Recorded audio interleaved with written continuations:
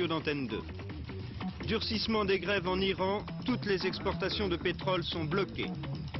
Fin de la trêve sociale en Italie, le gouvernement mis en difficulté par ses fonctionnaires.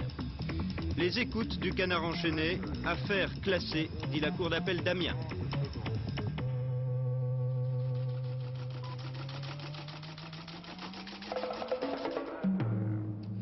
Madame, mademoiselle, monsieur, bonsoir. Hier soir à 20h, nous étions les premiers à vous annoncer cette bonne nouvelle. Les propriétaires ne pourront augmenter les loyers comme ils le voudront à partir du 1er janvier.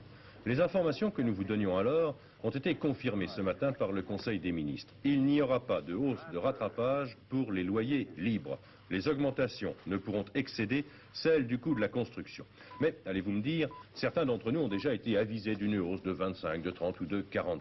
Eh bien, regardez et écoutez la réponse de M. Cavaillé, le secrétaire d'État au logement. Il répond à un cas très concret. Ça semble se présenter plutôt mal pour nous, puisqu'en effet, nous avons reçu récemment une lettre recommandée de la société propriétaire, la Cofimeg, nous rappelant que notre bail venait à échéance le 16 janvier prochain et qu'elle nous donnait congé pour cette location. Mais qu'elle était prête à nous proposer une nouvelle location, un nouveau bail, dans de nouvelles conditions de loyer. Ces nouvelles conditions, c'est quoi? Eh bien, c'est simple, il s'agit simplement de nous proposer un loyer augmenté de 15% par rapport au loyer actuel. Et si vous refusez, vous êtes mis dehors. Monsieur, qu'arrivera-t-il à cette femme, cette locataire? Eh bien, d'abord, je dois dire que la hausse qu'on lui propose actuellement est illégale, mais qu'en plus, les dispositions qui ont été arrêtées par le gouvernement ce matin font que ces hausses seront aussi illégales si jamais on les propose aux locataires pendant le premier semestre de 1979. Nous arrivons, vous le savez, à la période où les prix se libèrent en matière de loyer du secteur libre et nous voulons protéger les locataires contre les risques de hausse abusive et intolérable. Donc cette femme peut ne pas payer? Cette femme peut ne pas payer et le bail qu'on lui propose doit être basé sur l'évolution des prix depuis un an. Qu'elle reste dans les lieux auxquels son nouveau locataire, la règle sera désormais la même. Cette augmentation sera de combien, on le sait?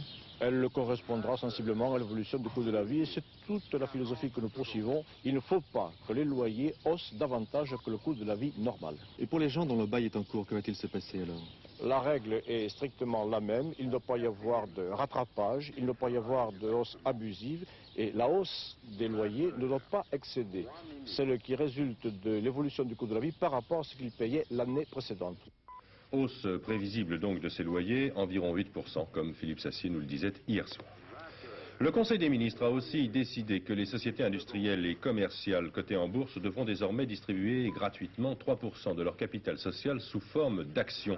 Ce sont les salariés de ces entreprises qui bénéficieront de cette distribution qui se fera dans la limite de 5 000 francs par salarié. Il s'agit encore d'un projet de loi. S'il est adopté par le Parlement, il sera applicable vraisemblablement dès l'année 1980.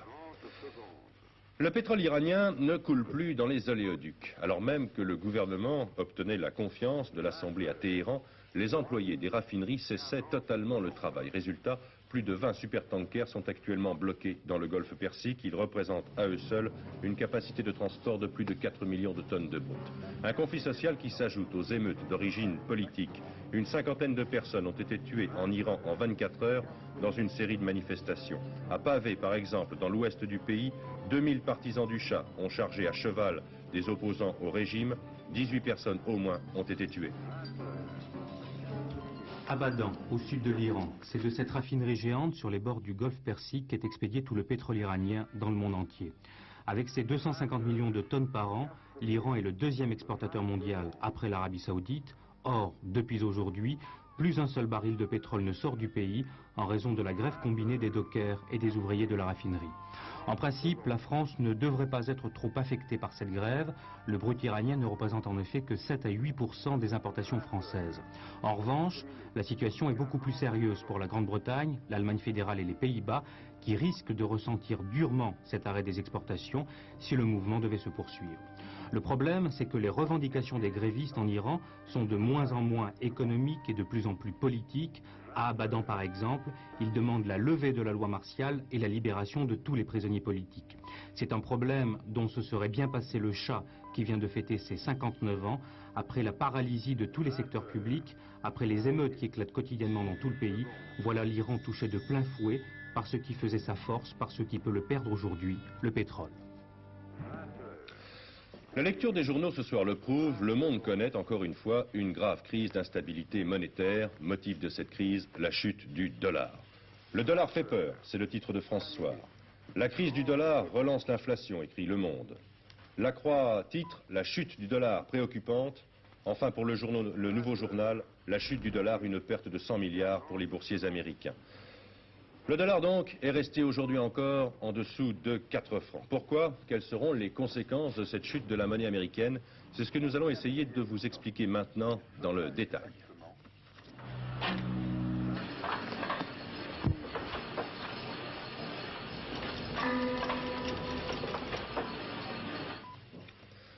Le dollar, la monnaie des monnaies, bat donc sérieusement de l'aile. Sur toutes les places financières, la devise américaine est au plus bas aujourd'hui. Moins de 4 francs à Paris, 176 yens à Tokyo, 1 Deutschmark 72 à Francfort. Hier, on parlait de lundi noir. La couleur n'a pas changé ce mardi, même si à Paris, où la bourse sera fermée demain, les fluctuations ont été finalement très faibles. Le dollar, qui s'était un petit peu redressé ce matin, a rechuté cet après-midi. Il faut dire que la journée n'est peut-être pas significative à cause des fêtes de la Toussaint.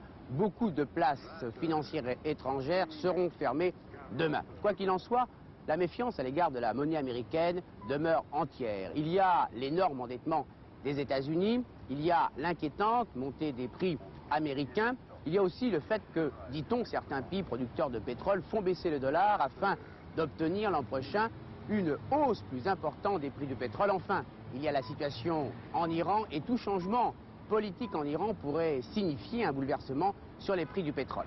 Alors, regardez ce tableau. Il y a 10 ans, quand un Américain partait en Suisse, il obtenait pour 1 dollar plus de 4 francs. Aujourd'hui, pour le même dollar, il ne touche pas même 1 franc 50 suisse devant le mark.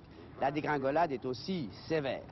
Cette tempête qui agite le marché des changes traduit une profonde crise de confiance à l'égard du dollar, alors que l'Amérique reste toujours la première puissance mondiale et que la situation économique des pays européens paraît s'améliorer.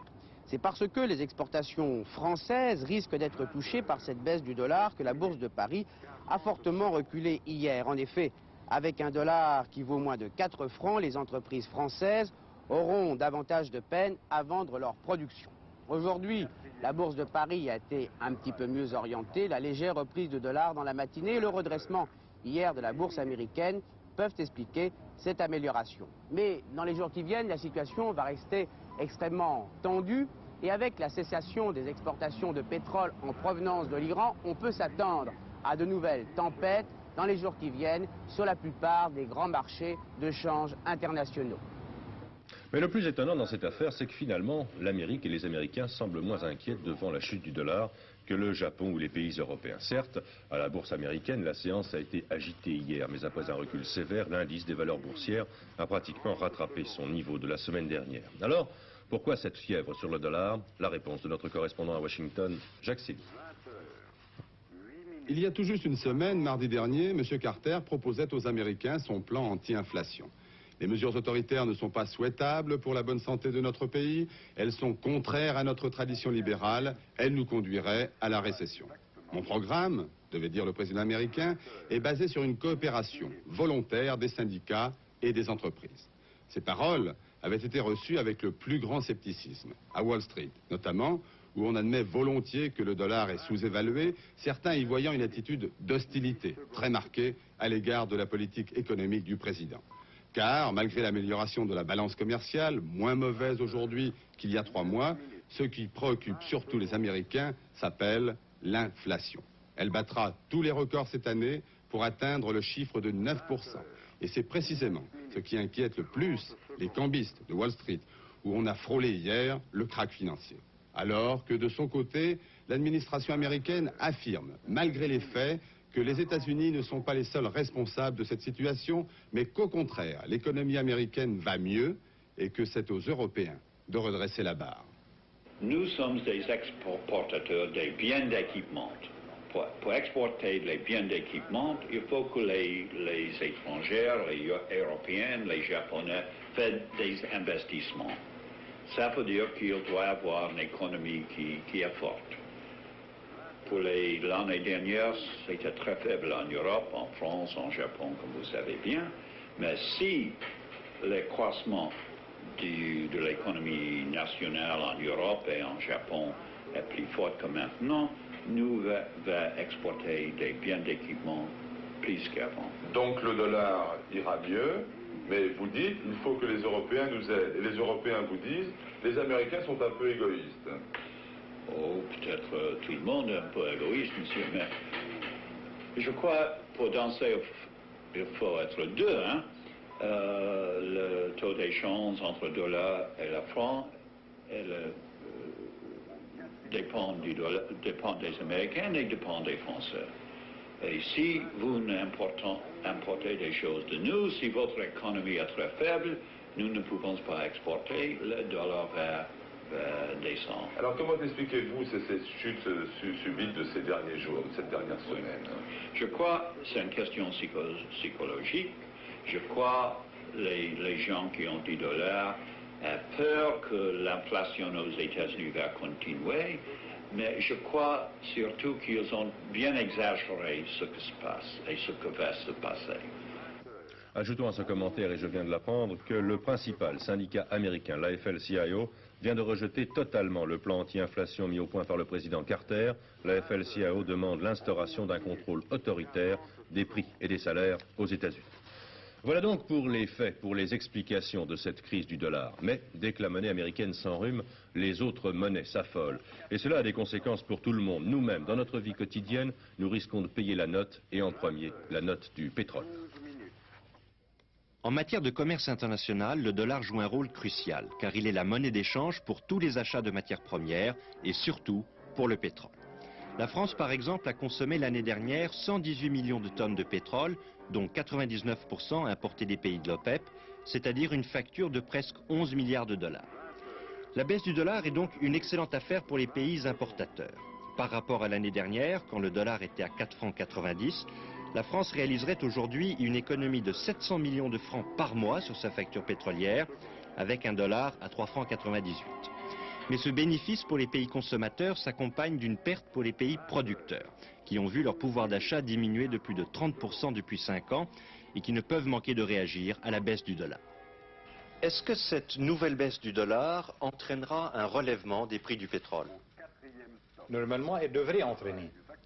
Et très probablement, la prochaine conférence de l'OPEP, prévue pour décembre prochain, va décider d'une augmentation des prix du pétrole.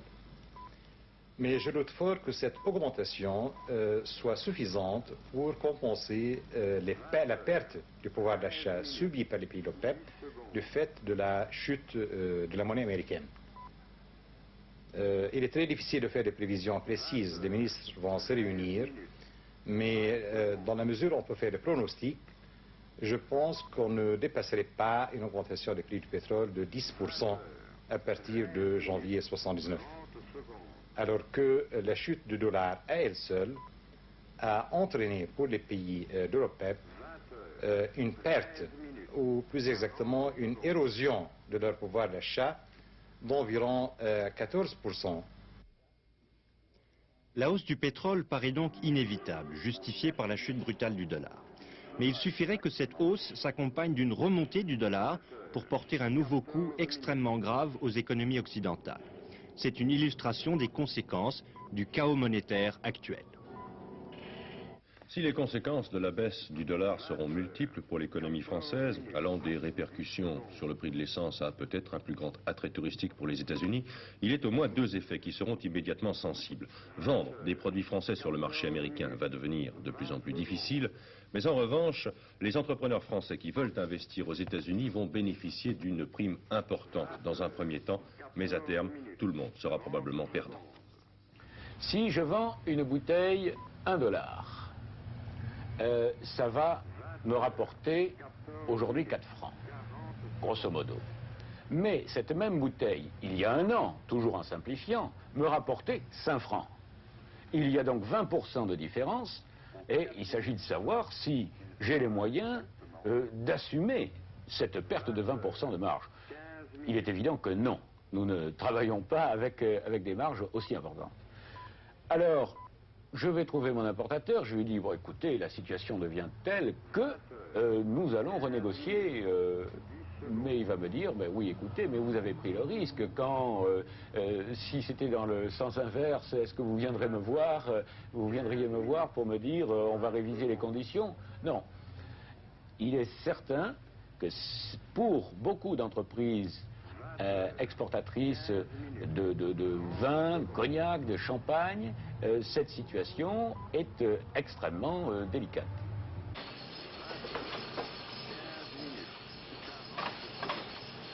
Pour des exportateurs aux États-Unis, la baisse du dollar, c'est une catastrophe. Mais quelquefois, il arrive que les entreprises françaises s'installent aux États-Unis, investissent aux États-Unis. Et dans ce cas-là, est-ce que ça devient vraiment une bonne affaire? Mais écoutez, il est évident qu'une baisse du dollar au moment où vous investissez aux États-Unis est un avantage, mais un avantage temporaire. Car un industriel qui va en Amérique ne va pas pour spéculer. Il va pour s'installer, et par ailleurs, cet industriel, en ce qui me concerne Benson, se trouve être essentiellement pour l'instant présent sur le marché européen, c'est-à-dire lutter en permanence, tous les jours, contre les concurrents d'origine américaine. Donc ce que vous gagnez sur la baisse du dollar au moment d'investissement ne vous profite pas longtemps? Bien, il ne nous profitera pas du tout, en fait, car en fait, notre investissement à nous est à long terme, et j'espère qu'à long terme, le dollar remontera. Sinon? Bien, sinon, ce sera un problème qui nous dépassera et qui sera vraisemblablement très dur à surmonter pour les entreprises françaises, car 10% de baisse chez un concurrent américain, c'est 10% d'handicap en plus pour les entreprises françaises. Voilà pour les répercussions pour les Français, c'est-à-dire pour vous et pour moi. Pour l'instant, sauf à Tokyo, les banques centrales ne sont pas intervenues pour soutenir la monnaie américaine. Elles s'attendent, semble-t-il, à un certain essoufflement des spéculateurs. Pourtant, partout dans le monde, à Francfort, à Londres, à Washington, à Tokyo, dans le milieu de ce qu'on appelle les cambistes, c'est l'affolement. On vend du dollar à n'importe quel prix. On achète de l'or ou bien des devises refuges. Le marque monte, le yen monte, le franc suisse monte. C'est la panique sur les places financières. Au Japon d'abord, avec le bonheur des dames, le bonheur des ménagères japonaises, leur monnaie est forte, alors elles profitent de cette baisse du dollar. Conséquence, dans les magasins de Tokyo, c'est la grande course aux produits américains, moins chers évidemment. En une année, le dollar a perdu 40% de sa valeur par rapport au yen, la monnaie japonaise. Une prime évidemment pour ceux qui achètent des produits importés des États-Unis. Au hit parade de ces importations venant d'Amérique, il y a les produits alimentaires, des matières premières et des machines. À la bourse de Tokyo aujourd'hui, la Banque du Japon a dû intervenir pour acheter du dollar, coté à 176 yens, c'est-à-dire environ 3 francs 94.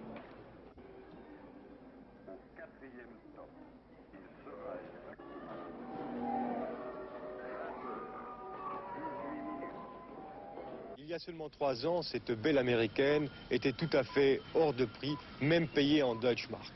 Partant à l'heure actuelle de la chute du dollar, il est tout à fait possible de se l'offrir sans trop de problèmes, et là en effet baisser d'environ 20 à 30% en valeur, ce qui fait que son prix est à peu près équivalent à une voiture allemande tout à fait moyenne, tout à fait normale. C'est dire si la vente des belles américaines a monté depuis quelques mois en Allemagne fédérale. Dans les milieux boursiers ouest-allemands, cette dévaluation précipitée du dollar est accueillie avec sang-froid. On la juge en effet sans rapport avec la situation réelle de l'économie américaine. Côté grand public, c'est la surprise, un véritable symbole perd de sa signification. Et pour ce grand public, il y a un facteur de choc.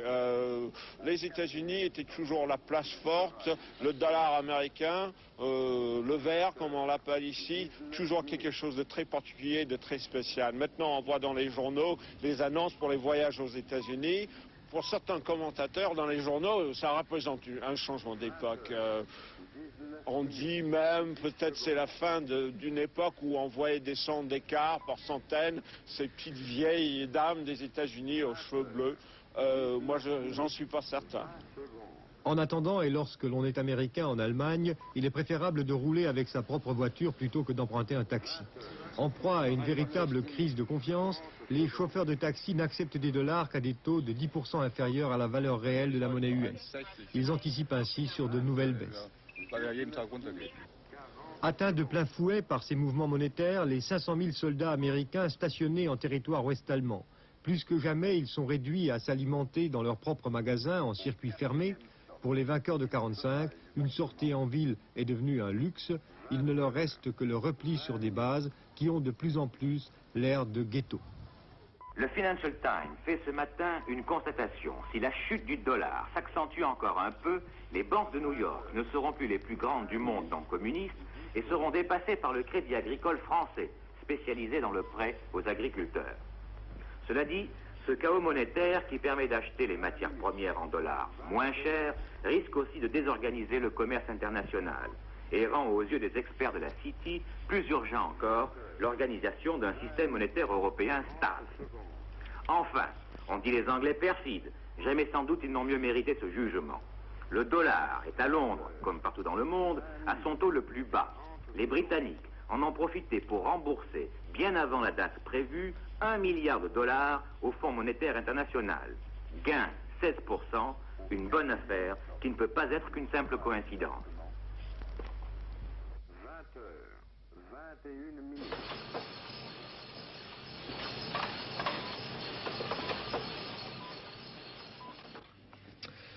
Si la liberté d'expression est totale en France, elle doit trouver son équilibre et la décence et le respect de la France. Voilà comment ce matin M. Giscard d'Estaing a réagi après la publication par l'Express de l'interview de l'ancien commissaire aux affaires juives, Pierre Darquier de Pellepoix.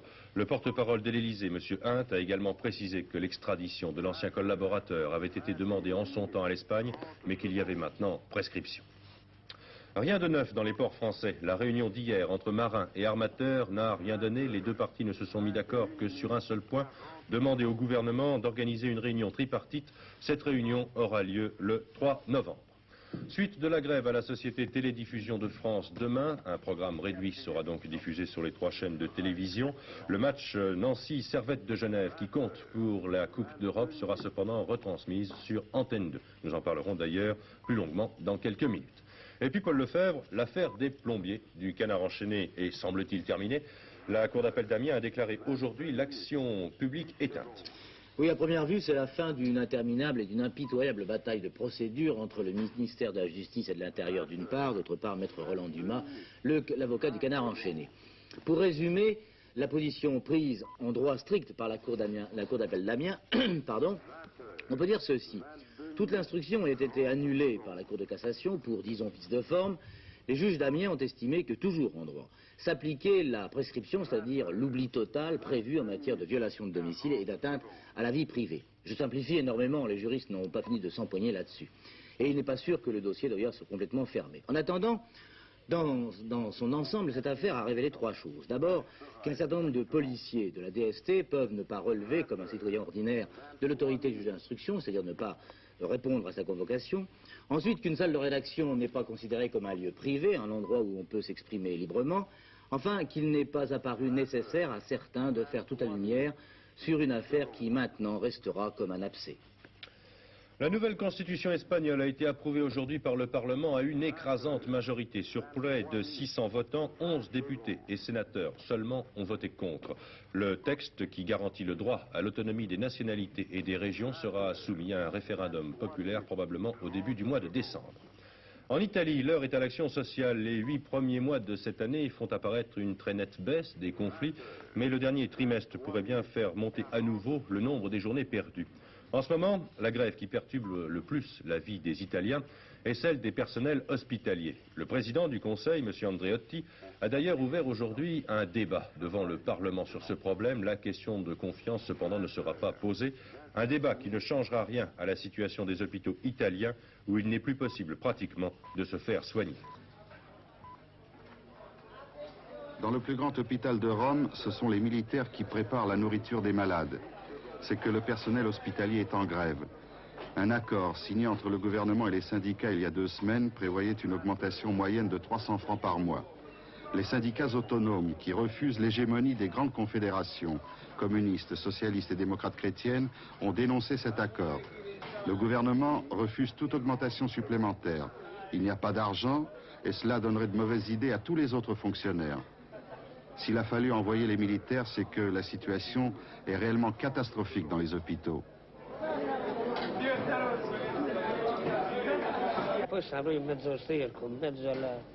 On est en pleine confusion ici.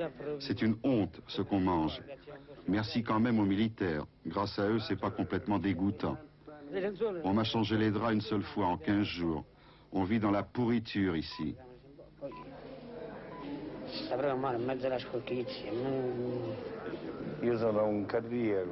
Moi, je suis un cardiaque. Ce qu'on nous donne à manger, ça fait plus de mal que de bien. On n'a pas de médicaments. On a trouvé des cafards et des vers dans la nourriture. On est 36 malades graves dans cette salle. Moi, je tombe dans le coma 2 ou 3 fois par jour. C'est une honte. Si on n'apporte pas les draps nous-mêmes, de chez nous, regardez ça. La grande misère des hôpitaux italiens ne date pas de la grève du personnel hospitalier. Il y a 180 000 employés, il en faudrait 350 000. Les salaires sont dérisoires. Les conditions de travail sont désastreuses. Nous n'avons pas de matériel d'assistance, pas de draps, pas de désinfectant du tout. Et puis le salaire de base des hospitaliers est le plus bas de toute la fonction publique. Nous demandons un contrat qui soit pareil à celui des autres, pas supérieur mais au moins égal. Et pas seulement parce que nous avons plus de responsabilités. Les militaires font la cuisine et les carabiniers montent la garde. La situation est explosive. À Rome, 5 employés de l'hôpital ont été arrêtés. Comment faire la grève dans un hôpital sans augmenter les souffrances des malades? En rugby, l'équipe de France qui rencontrera l'URSS le 11 novembre au Parc des Princes a été constituée. Elle comporte 2 nouveaux joueurs, le 3/4 centre de Saint-Jean-de-Luz, Michel Billac, et le 3e ligne centre de l'Aviron bayonnais, Roland Pétrissan. Et puis l'équipe de France aura aussi un nouveau capitaine, vous le découvrez, Jean-Pierre Rive, qui remplace Bastia, actuellement indisponible. À noter également la sélection du briviste Joannel au poste d'avant-aile à la place de Scrella, qui a pris sa retraite internationale. En football, demain, 2e tour des Coupes d'Europe, avec une bonne chance de qualification pour Strasbourg, qui part serein avec 2 buts d'avance face aux Écossais d'Hibernian. Nancy, de son côté, aura sur son terrain un but à remonter devant le Servette de Genève, et un homme manquera beaucoup aux Nancéens, Michel Platini, qui poursuit lentement, très lentement, sa rééducation.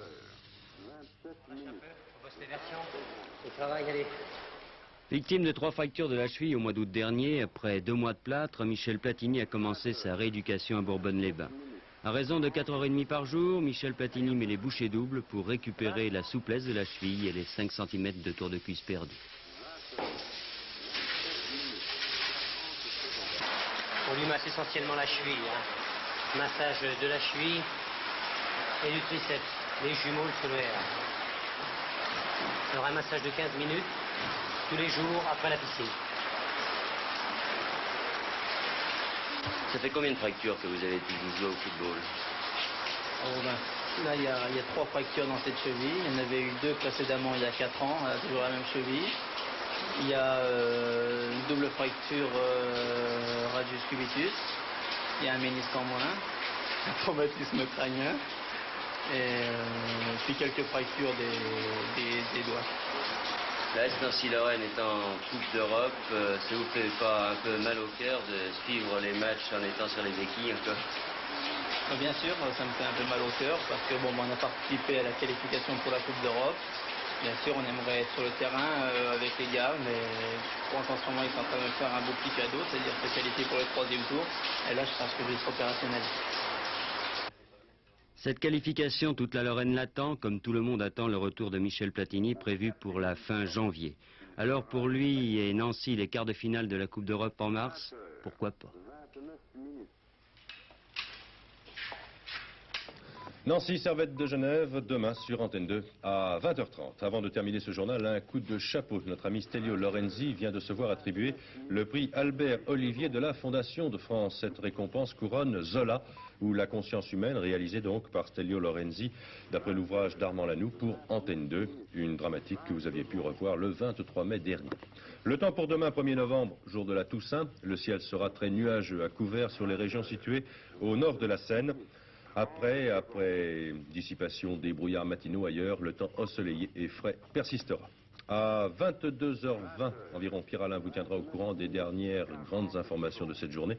Quant à moi, je vous retrouve demain à 20h. Bonne soirée sur Antenne 2.